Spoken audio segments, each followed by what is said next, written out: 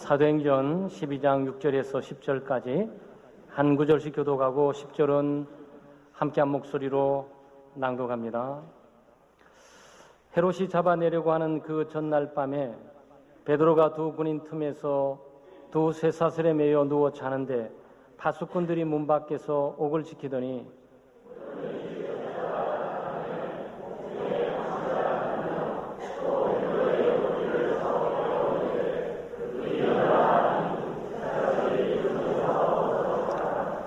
천사가 이르되 띠를 띠고 신을 신으라 하거늘 베드로가 그대로 하니 천사가 또 이르되 겉옷을 입고 따라오라 한데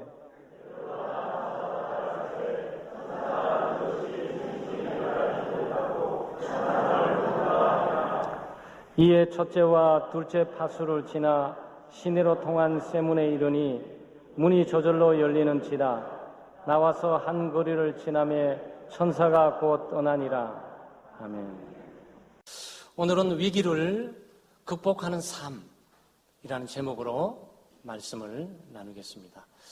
지난주에 저희들이 본문을 통해서 공동체적인 교회가 핍박과 박해, 고난 가운데 어떻게 이길 것인가라고 살펴보았는데 똑같은 본문 가운데 저희들의 강조점과 초점을 베드로라는 한 개인에게 맞추면서 개인의 위기를 어떻게 극복하는 삶을 살 수 있을까?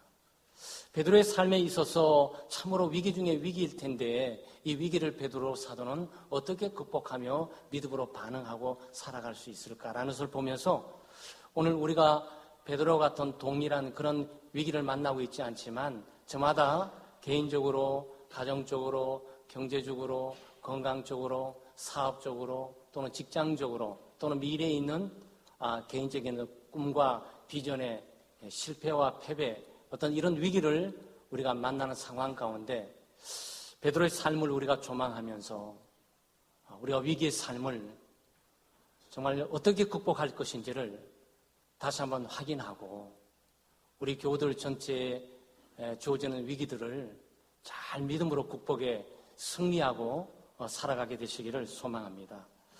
첫째, 위기의 순간에는 하나님을 믿고 의지하고 신뢰해야 됩니다. 하나님을 절대적으로 믿어야 되고 하나님을 절대적으로 신뢰해야 되고 하나님을 신뢰하고 의지하되 끝까지 죽기까지 문제가 해결될 때까지 하나님을 신뢰하고 의지해야 됩니다. 아마 6절에 보게 되면 여러분 본 것처럼 베드로 사도는 초용 직전의 날을 맞이하고 있습니다.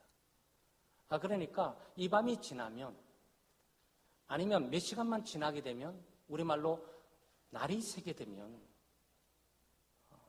초용을 당하게 되는 거죠.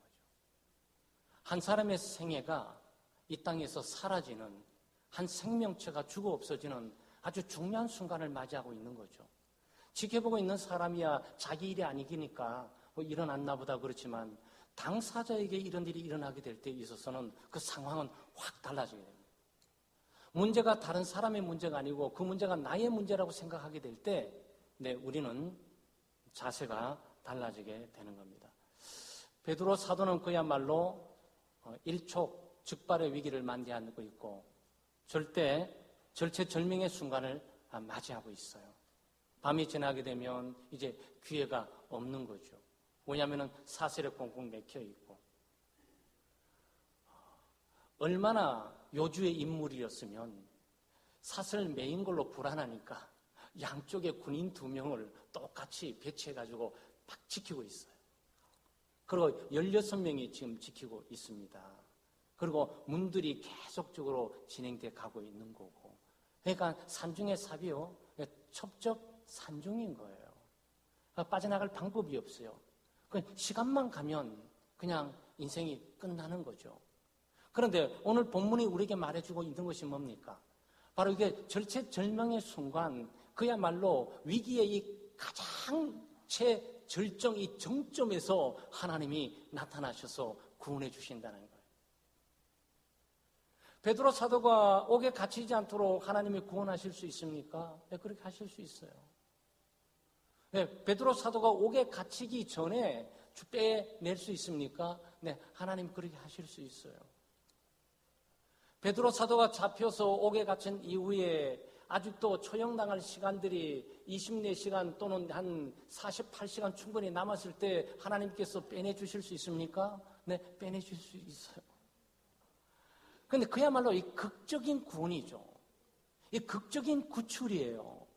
베드로 사도에 의해서 모든 것들이 다 포기되는 그런 정황 가운데 하나님께서 나타나셔서 천사를 보내시고 그리고 이 옥문을 열어주시고 쇠사슬을 풀어주시고 그리고 구원해 주신단 말이죠.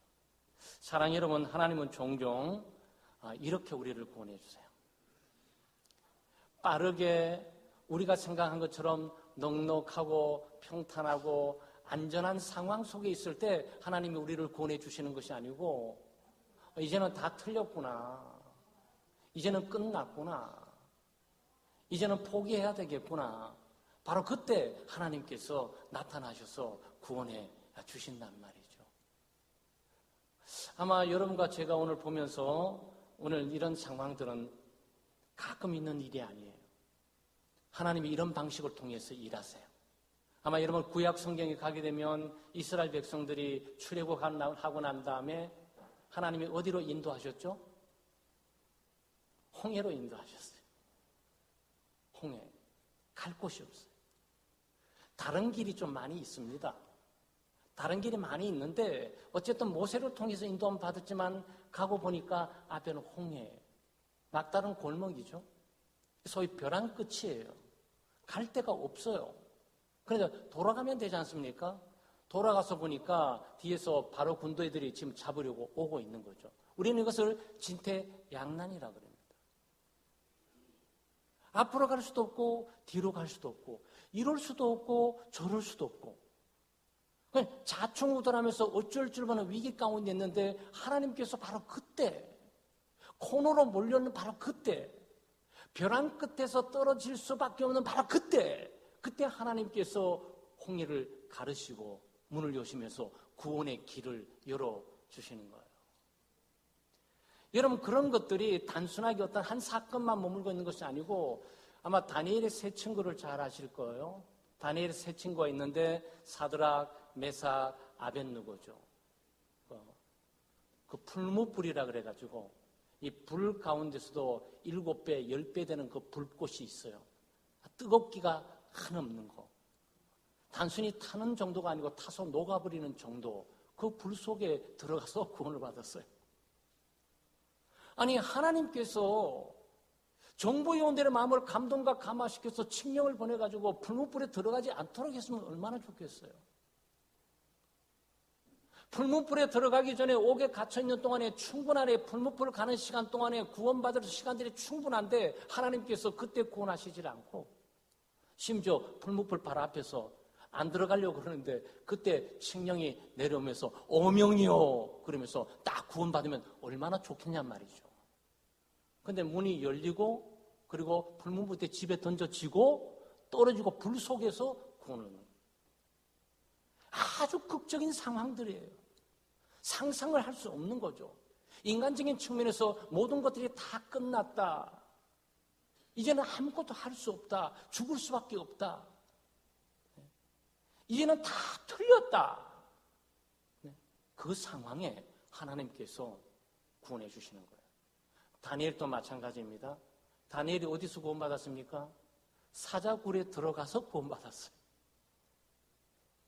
다니엘이 저는 유능한 인물, 똑똑한 인물, 왕이 사랑하고 아끼는 인물, 왕이 칙령을 먼저 내리든지 재조사를 하라 그러든지 재심의를 하라 그러든지 아니면 사자굴에 가기 전에 바로 그 입구에서 딱 막으면서 해야 되잖아. 근데 사자굴에 딱 들어가고 난 이후에 거기서 하나님께서 구원해 주신단 말이죠. 굉장히 극적인 구원들이죠. 네, 성경에 이런 구원들이 아주 익숙합니다. 우리가 볼 때는 이렇게까지 하나님의 코너로 몰면서 이렇게까지 벼랑 끝에 몰아가지고 나를 구원하실 필요가 있을까? 그 사전에 이 길을 열어주시고 저 길을 열어주시고 사람을 통해서 막아주시고 권세를 통해서 막아주시고 돈을 통해서 막아주고 하셨다면 이렇게 불안하고 공포스럽고 두려워 떨면서 시간들을 보내지 않고 넉넉하게 구원받았을 텐데 홍해에 코너에 몰려서 거기서 구원받고, 불무불 속에서 구원받고, 사자굴 속에서 구원받고, 바로 날만 새면 처형당하는 바로 그 직전 그 밤에 하나님께서 구원해 주시고, 바로 이런 사건들이 성경 속에 가득 차 있어요. 이 사건들이 주는 의미가 무엇입니까? 하나님을 신뢰하고 의지해야 돼요. 네, 위기의 순간에는 하나님을 신뢰하고 의지할 뿐만 아니고 하나님을 바라보고 하나님께 삶을 맡겨야 되는데, 언제까지? 죽을 때까지 맡기셔야 돼요. 사랑하는 여러분, 우리는 너무 일찍 포기해요. 소위 속단하는 거예요. 하나님의 시간과 때에 하나님께서 역사하도록 두지를 않고 내가 생각하는 시간과 내가 생각하는 계획 속에서 하나님이 해 주셔야 된다고 생각하는 거예요. 그래서 기도도 하다가 응답이 안 되면 중단해버려요. 아니, 하나님은 아직도 응답할 시간들이 충분하고, 하나님은 아직도 마지막 최후의 볼이 벼랑 끝에서도 골목길 막다른 거기서도 하나님께서 건져주실 텐데 그걸 못 참아가지고 중간에서 포기를 한단 말이죠. 이런 사업도 그렇고 우리 일하는 것도 그렇고 사람과의 관계 회복하는 것도 그렇고 사람의 영혼을 구원하는 것도 그렇고 물질이 떨어지는 것도 그렇고 직장을 새롭게 옮는 것도 그렇고 속단하지 마세요. 지레 자기가 하나님은 아직도 충분한 시간이 있고 하나님은 아직도 충분히 여유를 갖고 계시면서 구원하실 수 있다고 하나님께서 갖고 계시고 하나님은 그런 능력을 갖고 있는데 자기가 스스로를 포기하면서 이제 틀렸다, 이제는 다 끝났어, 접어서는 안 된단 말이죠. 그러니까 본문에 주어지는 교훈이 뭡니까? 베드로는 삶의 위기를 만나고 있지만 하나님을 의지하고 신뢰하고 있고, 하나님을 의지하고 신뢰해야 돼. 하나님을 끝까지, 죽기까지, 심장이 멈추는 순간까지, 다 틀렸고 이제는 포기해야 된다고 하는 그 순간까지 하나님을 의지하고 신뢰해야 돼요. 하나님을 왜 그렇게 일하실까요? 네, 우리의 믿음을 보시는 거죠. 믿되 끝까지 믿냐? 신뢰하되 끝까지 신뢰하냐? 이를 보는단 말이죠. 사랑하는 여러분, 인생을 살아가면서 우리는 믿음으로 살아갑니다. 삶의 위기를 만나게 돼요. 경제 파산과 정신적인 파산을 만나게 될 거고, 마음들을 다 잃어버린 순간을 만나게 될 거고, 이것저것 길들이 다 차단돼서 진로 문제가 전 한 치도 나갈 수 없는 것처럼 보이고, 사업이 어느 순간에 꽉꽉 닫혀져 보이고, 자녀들의 진로와 미래의 길들이 다 막혀 있는 것처럼 보이고, 우리는 깜깜하게 오도 가도 못하게 마치 베드로 사도가 사슬에 매여 있듯이 우리의 삶이 어떤 위기 가운데 매여서 꼼짝달싹 하지 못한 순간을 만날 때가 있어요. 그럴 때는 믿음을 사용하시오. 하나님을 신뢰하고 하나님을 의지하고 위를 바라보고 의지하고 신뢰하되 끝까지 신뢰하는 거죠. 심지어 죽는 것이 하나님의 뜻이라면 그것조차도 받아들인다는 그 초연한 믿음의 자세가 우리에게 필요하단 말이죠. 그런 믿음으로 승리하는 우리 교우들 되시기를 주의 이름으로 축원합니다. 둘째는 하나님을 의지하고 신뢰하는 사람은 마음의 평안을 얻습니다. 참 주목할 만한 표현이 있는데 6절 말씀에 그 전날 밤에 사형 전날 밤을 말하는 거예요. 6절에 두 군인 틈에서 두 쇠사슬에 매여 누워 자는데 죽음이 바로 앞에 있는데 자는데 사형 집행이 바로 몇 시간 후인데 자는데 그 얘기를 지금 하고 있는 거예요. 여러분 참 이상하죠? 정상이 아니에요. 일단 우리는 이 상황을 정상적인 상황으로 간주하지 않습니다. 사람이 몇 시간 있다가 처형당한다고 생각할 때 삶에 대한 애착을 갖고 있지 않겠어요? 생명의 존엄과 고귀함이 누구에게도 없겠습니까? 내 생명 귀하고 내 삶이 존귀하다는 것을 누가 인정하지 않겠습니까? 그런데 몇 시간 있으면 사라져야 되는데 잠을 잔다. 정신이 없거나 정신이 없는 사람은 아니에요. 네. 그리고 베드로 사도가 지금 경황이 이르다 보니 사람이 너무 두려움과 공포에 질려갖고 제정신을 못 차려 쓰러졌다. 이것도 아니에요. 표현은 난 잔다 그랬어요. 잠은요, 평안한 사람이 잘 수 있는 거예요. 우리 한국 인사에 안녕히 주무셨습니까? 안녕하셨습니까? 그거예요. 간밤에 우리 교우들 평안하셨죠? 네, 잘 주무셨습니까? 네, 평안하신 분들은 잘 주무신 거고, 굉장히 큰 고민과 걱정과 근심거리가 있고 두려움과 공포에 있는 분들은 밤 한잠도 못 자고, 특별히 불면증이 아니라면 아마 이 시간 뜬 눈을 세우면서 여기 오신 분이 있을 수도 있어요. 네? 그런데 이 잠은 하나님이 사랑하는 자에게 잠을 주시는 거지 아무나 잠주는 게 아니에요.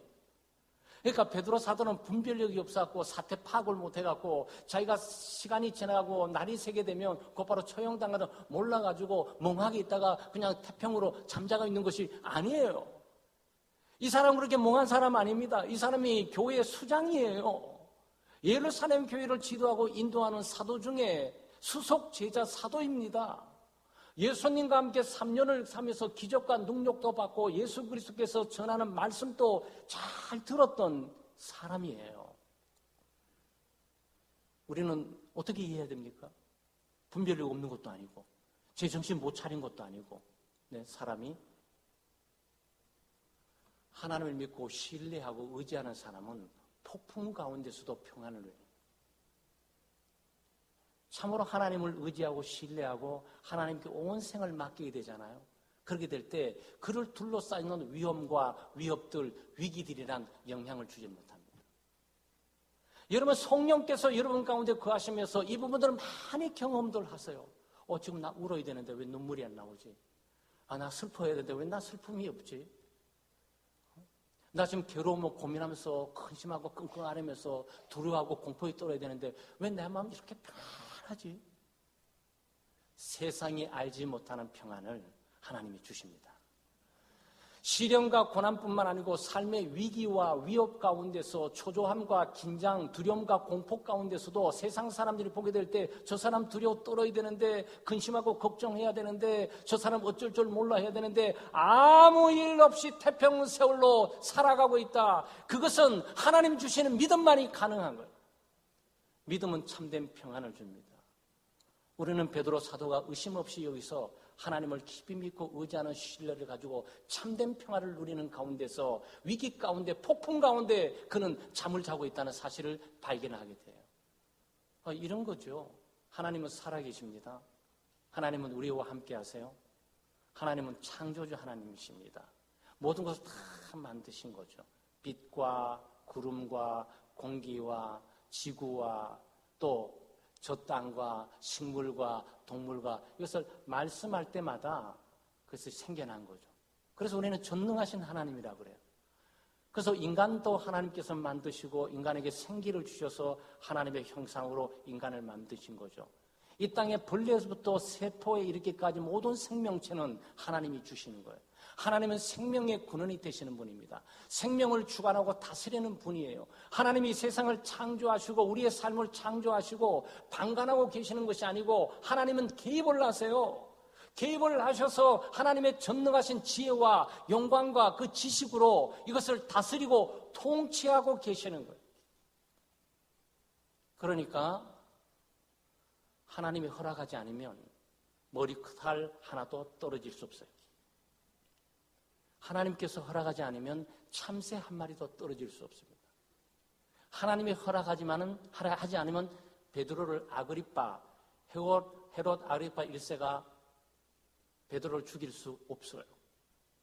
생명은 하나님이 다룰 수 있는 것이지 인간이 다룰 수 있는 것이 아니에요.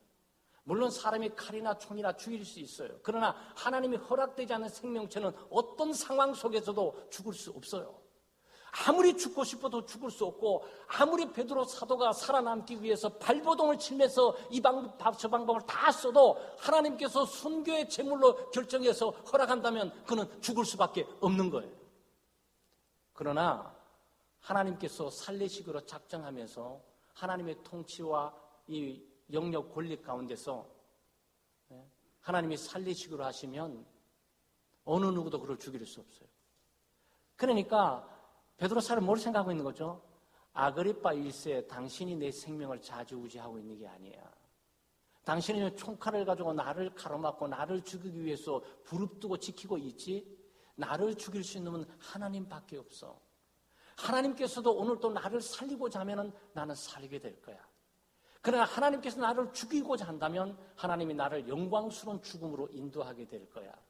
내 생명, 삶과 죽음과 화와 복은 오직 하나님의 장중에 달려있는 것이지 정치 권력에 달려있는 것이 아니야. 나 이 부분들을 선포하고 있단 말이에요. 이 믿음이 베드로로 하여금 잠을 잘 수 있도록 한 거예요. 여러분 비행기 타보셨어요? 저는 85년대에 비행기를 타봤어요. 그때는 우리 대한민국에 여권도 내기가 어렵어요. 여권도 잘 안 주던 시기예요. 그러니까 비자도 받기가 어렵고 어쨌든 뭐 유학차 영국을 이렇게 가게 됐는데 그 바로 전에 대한항공이 피격됐다는 거예요. 네? 그 대한항공 보통 이런 비행기 좀 종종 보죠. 비행기 사고가 있어요. 비행기 사고가 있으면 사람들이 다 죽습니다. 거의 다가 대부분. 그런데 제가 85년도 영국 가기 전에 그 칼 폭파 사건, 뭐 이름을 개인적으로 들지 않은 칼 폭파 사건이 있어가지고 굉장히 두렵더라고요. 제가 공포와 두려움에 대해서 얘기하고자 하는 거예요. 삶의 위기라는 게. 비행기를 타는데 제가 그때 전도사인데도 기도하고 산다고 사는데도 바로 몇 개월 전에 칼 폭파 사건이 있었는 그 칼을 내가 타고 영국을 간다고 한다는 게 이게 그렇게 불안하더라고요. 비행기는 내내 마음 졸이면서 기도하는 마음으로 염려하고 걱정했는데 옆에 어떤 일본 아이들은 그때는 일본들이 또 돈이 많았나 봐요. 아이들이 초등학교 아이들이 한 20대 명 타가지고 시끄럽게 떠들면서 놀고 있는 거예요. 쟤들은 태평성으로 놀고 있는데 나는 왜 이렇게 불안하고 걱정되면서 전도사가 예수 믿고 신앙생활하는데 나는 왜 이러지? 이러면 안 되는데 이런데 자꾸 두리고 떨리는 거예요. 아마 이런 비행기 타면 평안하십니까? 저도 비행기를 좀 많이 좀 타면서 왔다 갔다 했는데 지금도 비행기 타면서 어떻듯 평안하게 있는데 이게 떨어지면 어떡하지? 가다가 폭풍 만나고 하면 어떡하지? 그것도 기체가 어떨 때 흔들릴 때가 있어요. 바람 많이 불고 탁 하면 이게 바로 그때가 아닌가? 뭐 등등. 그래서 사람이 약간 영혼이 떨리면서 불안이 떨고 두려움이 있고 가족은 어떻게 되는 것이 뭐 생명 하나 두려워서 그런 것이 아니고 일려병 뭐 어떻게 되는 거지? 아니 어떻게 되는 거지? 뭐 등등 아무 일 없을 텐데 왜 그런 생각 들어요? 근데 실제 비행기가 두려운 거는요. 공중에 딱 떠서 10,000m까지 뜨거든요. 이게 특별한 태풍이나 바람 없으면 고요해요. 무슨 뭐 호텔 응접실에 와 있는 것 같아요. 그냥 고요하게 가요. 그럼 비행기가 가장 무서울 때가 언제인 줄 아세요? 이륙할 때. 이륙할 때가 왜 무서운 줄 아세요? 그래서 다다다다다다 가잖아요. 가게 될 때 그래도 바닥이 보이고 저기 있는 친숙한 빌딩들이 보일 때 언제든지 뛰어내리면 되니까. 그것은 내가 통제할 수 있고 내가 뭔가를 할 수 있다는 강한 희망이 그때 있는 거예요. 그때까지도. 근데 비행기가 딱 해서 앞머리가 딱 뜨면서 뒤가 딱 뜨는 순간 두려움이 딱 솟구치는데 왜 솟구치는지 아세요? 내가 아무것도 할 수 없다라고 자기 통제권을 벗어나는 것을 느끼기 시작해요. 사람이 자기가 아무것도 할 수 없다는 통제권을 잃어버리는 그 순간 두려움이 엄습해 오는 거예요. 그래서 여러분 비행기보다 배 타는 사람이 덜 두려울 수 있어요. 왜? 바닷물에 떨어져서 헤엄칠 수 있다는 가정을 갖게 되는 거예요. 그런데 비행기는 그런 여지를 전혀 주질 않아요. 딱 뜨는 순간 내가 할 수 있는 것은 아무것도 없어. 내 통제권을 모두 벗어나는 거예요. 여러분 통제권을 벗어나는 문제들을 많이 만나게 되죠. 그때 어떻게 해야 됩니까? 하나님이 통제하고 계심을 믿으셔야 돼. 네, 바로 거기 있는 거예요. 베드로 사도의 상황이 그런 거예요. 하나님이 통제하고 계신다. 하나님이 다루고 계신다. 하나님이 지배하고 계신다. 하나님께서 이것을 모두고서 다스리고 계신다는 것을 믿으시. 바로 그 믿음이 우리로 하여금 위기의 상황 가운데서 참된 평안을 얻을 수 있도록 해주는 거예요. 아마 이런 인생을 살아가면서 경제적인 파산들, 남편과 아내, 자녀와 있고 관계가 깨어지는 그 아픔과 고통의 위기들, 소위 이혼들 위기도 하고 사별의 위기를 당하기도 해요. 사랑하는 남편이나 아내가 먼저 가게 될 때 그 엄청난 인생의 위기가 두려움과 폭풍 가운데 몰아쳐 오죠. 네. 뿐만 아니고 자기가 가져오는 경제가 다 떨어지고 몇 개월 안 남았는데 어떡하지? 이제 내년에 직장이 잘리게 된다거나 문제 발생되면 어떡하는 거지? 내가 시작했던 사업이 잘 되면 좋겠는데 1년 가다가 똑같이 다른 것처럼 무너지겠는 이게 어떡하지? 그것은 위기면 틀림이 없어요. 그런 위기와 두려운 상황들을 우리가 어떻게 극복을 하냔 말이죠. 어떤 측면에서 비행기가 뜨듯이 내가 통제할 수 없는 그때는 하나님의 통제를 믿고 의지해야 될 때. 그래서 우리에게 믿음이 필요한 거예요, 여러분. 평상시 우리가 할 수 있을 때 믿음이 필요한 것이 아니고 내가 아무것도 할 수 없는 무력감 가운데 떠 있은 그 두려움과 공포, 불안감이 있을 때는 하나님이 함께 하시고 하나님 실제 함께 하세요.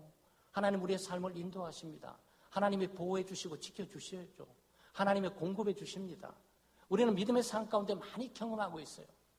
사랑하는 여러분, 삶의 위기 가운데서도 낙심하고 실망하고 절망하지 말고 두려움에 떨지 말고 하나님을 의지하고 신뢰하면서 삶을 하나님께 맡기는, 삶을 하나님께 전적으로 맡기고 최후까지 맡기고 몽땅 맡기고 어떤 거는 맡기고 어떤 거는 내가 갖고 있는 것이 아니고 모든 거 마치 생명마저 하나님께 딱 맡기는 순간 우리는 사슬이 다 벗어지고 그리고 옥문들이 열리는 자유를 경험하게 돼요.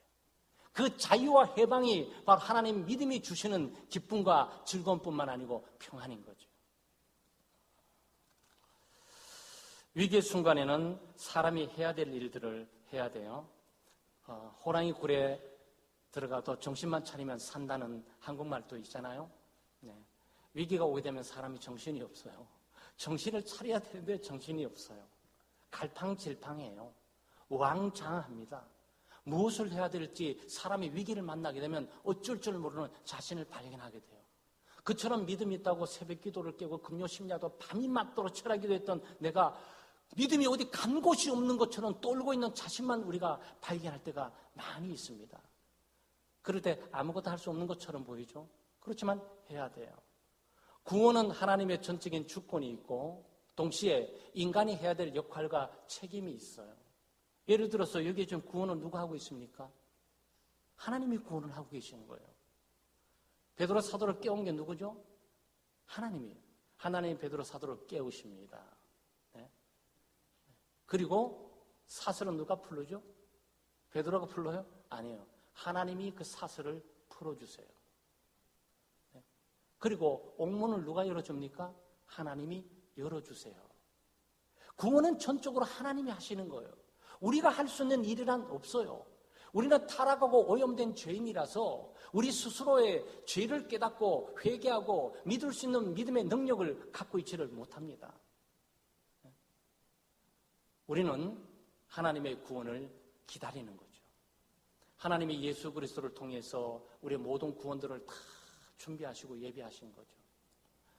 예수님을 이 땅에 보내시고 그리스도께서 오셔서 십자가에 못 박혀 죽으심으로 우리의 죄값인 죽음과 저주와 형벌을 십자가에 다 갚으시고 그 모든 것들을 다 처리하시고 그리고 우리 죄값을 다 갚으시고 청산하시고 그리고 그리스도께서는 이제 내가 다 구원을 이루었다 그랬어요.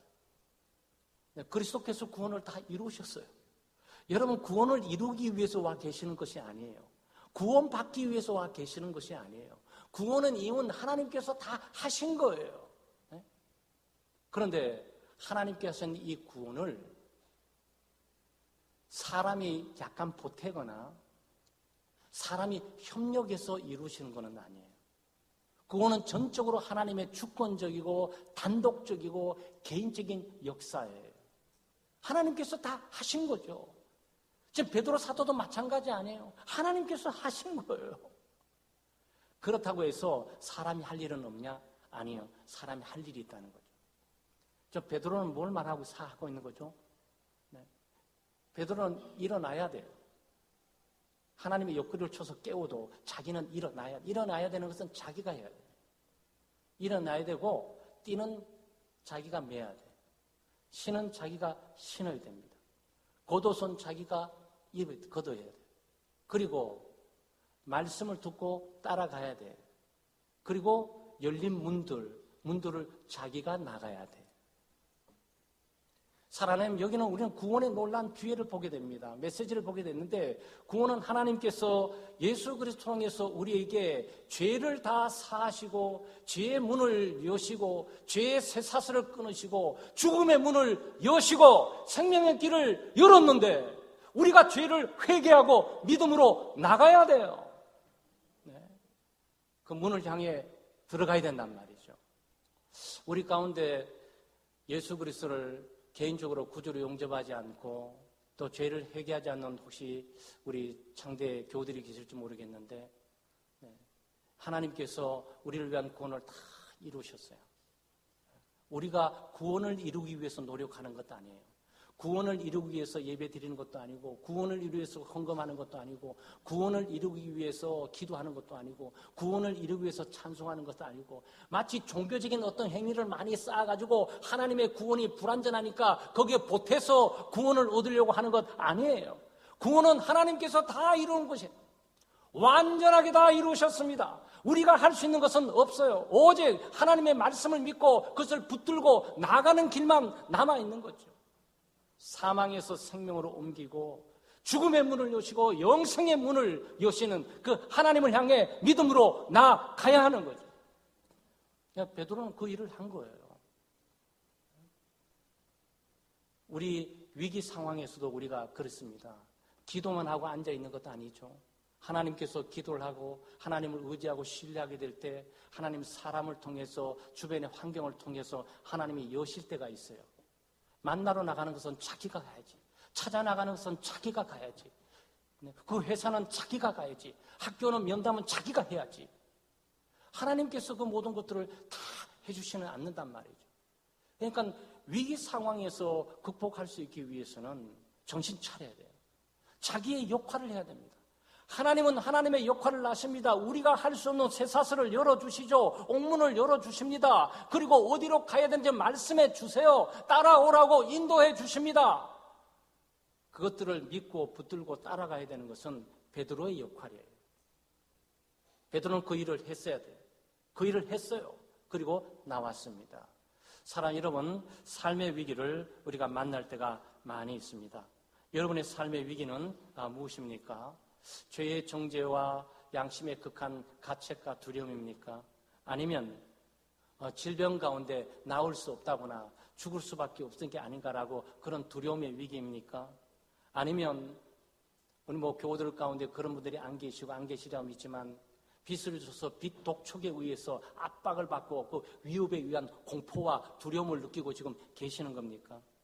아니면은 가정이나 직장 가운데 오진 학교에서 폭력을 당하면서 때로는 그 폭력 이후에 또 어떤 대가를 지불하는 위협을 받고 있는 그런 상황입니까? 아니면 돈이 나가지고 우리 교우들은 그런 경험이 있는지 모르지만 유학생활 하게 되면 하루 한 달이 이 경제가 떨어지게 되면 보통 시간 문제가 아니잖아요. 그렇죠. 여기서 돈 떨어지면 한국말로 자기 땅에서 뭔들 하면서 못 살겠습니까? 해외에서는 돈이 딱 떨어지게 되면 비자를 받지 못하고 공부를 하지 못하게 되니까 공부하지 못하게 되면 그 나라에서 쫓겨나서 자기 나라에 돌아와야 되는데 그 모든 것들이 다 무너져버린 거 아니겠어요? 그러니까 여러분 돈 말이죠. 이 경제 몇 푼 때문에 한 달만 있으면 이 경제가 떨어지면 그 다음 어떻게 되지? 이런 상황 혹시 있으셨어요? 저희들은 목회하면서 그런 상황을 많이 만날 때도 있습니다. 그것도 일종의 위기 상황이 아니냔 말이죠.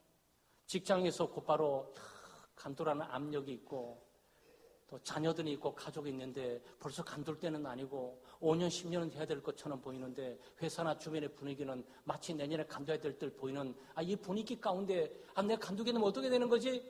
이 위기를 여러분이 만나고 계시냔 말이죠.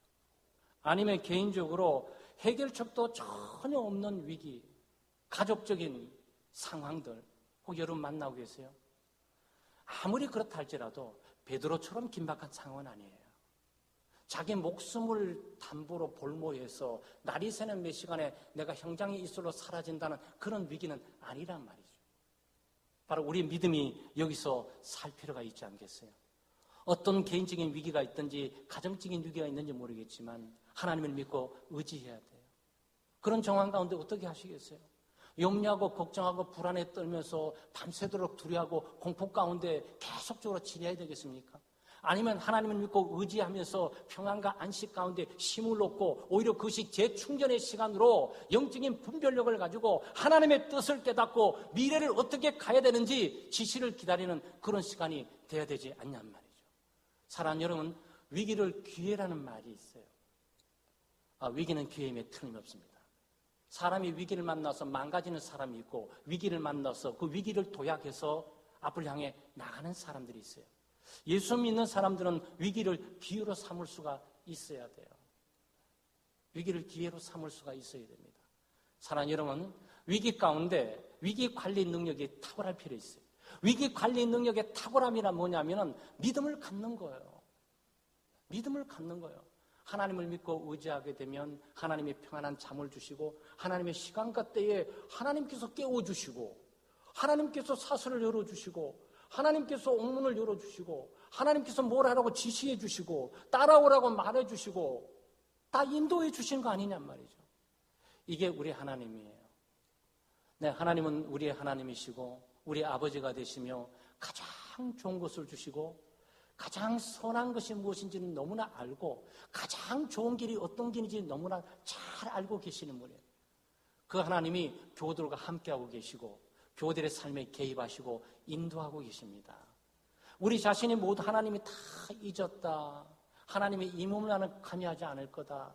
이 정도까지 코너에 몰리고 코너에 몰렸다면 어떻게 하나님이 계신다면 지금까지 말하지 않고 인도하지 않고 계셨을까? 아니요. 벼랑 끝까지 가도록 하실 거예요. 벼랑 끝에 가시면 어떻게 되죠? 어떻게 됩니까? 전부요 의지 없어서 손 들고 옵니다. 그렇게 되죠. 그걸 기다리는 거예요. 하나님 그걸 기다리는 거예요. 참 슬프지만 그 사전에 깨닫게 하시고 그 사전에 하나님을 믿고 하나님을 100% 전폭적으로 믿고 의지하고 신뢰할 수 있으면 얼마나 좋겠습니까? 그런데 우리는 그런 믿음이 없어요. 그래서 하나님이 그런 믿음을 생성시키고 만들고 학구부동하기 위해서 코너에 몰아갖고 벼랑 끝에 딱 세워두시는 거죠. 벼랑 끝에 세워두면 두렵고 공포 질리지 않겠어요? 그 다음 하나님 말씀 뭡니까? 뛰어내려라는 거예요. 뛰어내려야 되는데 그 나중에 밀리면 뛰어내리게 되죠. 탁 뛰어내리면 밑에서 탁 밟는 손을 우리가 깨닫게 됩니다. 네, 우리가 그때 비로소 우리의 믿음이 무엇인지 하나님은 살아계시는구나. 하나님은 이렇게 하시려고 나를 그처럼 불안과 공포와 두려움에 떨고 여기까지 끌고 오셨구나. 하나님이 바로 홍해를 가려서 하나님의 능력과 그 기적을 보게 하기 위해서 홍해 막다른 곳까지 우리를 인도하셨구나라고 깨닫게 하는 거죠. 사랑하는 여러분, 하나님을 깊이 신뢰하세요. 하나님을 의지하십시오. 우리 통제권이 떠난 것들을 통제권을 찾으려고 애타하지 마세요. 네. 그것은 우리 손을 이미 떠난 것은 우리가 할 수 있는 게 아니에요. 그것을 하나님께 맡기는 거죠. 그러면 이 통제하시고 주관하고 다스리는 하나님께서 가장 선하시고 가장 의로운 분이시니까 가장 의로운 길로 가장 선한 길로 가장 좋은 곳으로 우리의 삶을 역전, 반전해서 우리의 삶을 인도해 주시는 거죠. 그런 하나님을 개인적으로 가정적으로 경험하며 승리하며 사시는 우리 교우들 되시기를 주의 이름으로 축원합니다. 기도합니다. 하나님 아버지 감사합니다. 하나님의 크신 은혜와 사랑으로 저희들이 하루하루 살아갑니다. 몸도 마음도 연약하지만 세임받아 살아갑니다. 오늘 베드로 사도 개인적으로 정말 생명의 총각을 다투는 그야말로 절체절명의 순간을 맞이하고 있지만 태평세월로 잠을 자고 있는 평화의 모습을 바라보면서 우리가 많은 도전과 우리의 믿음을 되돌아보게 됩니다. 조금만 어려워도 조금만 힘들어도 조금만 뭔가 시간대로 안 돼도 그저 분내고 짜증내고 화를 내고 초조하고 긴장하고 어쩔 줄 몰라서 모두 틀려진 것처럼 그저 이리저리 뛰는 우리의 모습에 비교해 보게 될 때 베드로의 사도의 모습이 바로 우리의 모습이 되기를 간절히 소망합니다. 주여 저희들에게 믿음 주시옵소서. 삶의 위기의 순간이 없으면 더 좋겠지만 타락하고 오염된 세상 가운데 위기를 만날 때가 많이 있는데 우리가 위기 관리의 능력을 확보하기 위해서 평소에 신실하게 하나님을 의지하고 신뢰하고 주님의 말씀과 기도로 주님과 교제하고 경건한 삶을 살아가는 저희들 될 수 있도록 은혜를 베풀어 주시옵소서. 우리 교도들 가운데서 재정이나 관계뿐만 아니고 직장이나 산업과 나가는 진로 문제와 가정의 문제, 가족, 특별히 자녀들의 문제로 말미암아 위기를 느끼고 가슴 아파하고 슬퍼하면서 어쩔 줄 몰라하고 또 해결책이 없어서 정말 무력해진 우리의 교우들이 계신다면 주여 찾아가 주셔서 아직도 다 포기하기는 이르고 단념하기는 이르고 중단하기는 이르고 아직도 기도할 수 있고 아직도 하나님께서 역사할 수 있는 여분이 있다는 사실을 깨닫고 하나님을 의지하고 신뢰할 수 있도록 주여 도우시고 은혜 베풀어 주시옵소서. 그 신뢰를 통해서 마음에 참된 안식과 평안을 주시고 오늘 베드로 사도 하는 사슬을 열고 옥문을 열어주신 것처럼 둘러싸고 있는 우리 교우들의 위기를 주는 모든 문제들을 하나님께서 파쇄해 주시고 죄의 사슬을 끊어주시고 무엇보다도 죽음의 문을 열어주시옵소서. 생명의 길로 구원의 길로 나갈 수 있도록 은혜 베풀어 주시옵소서. 감사드리며 예수님의 이름으로 기도드리옵나이다. 아멘.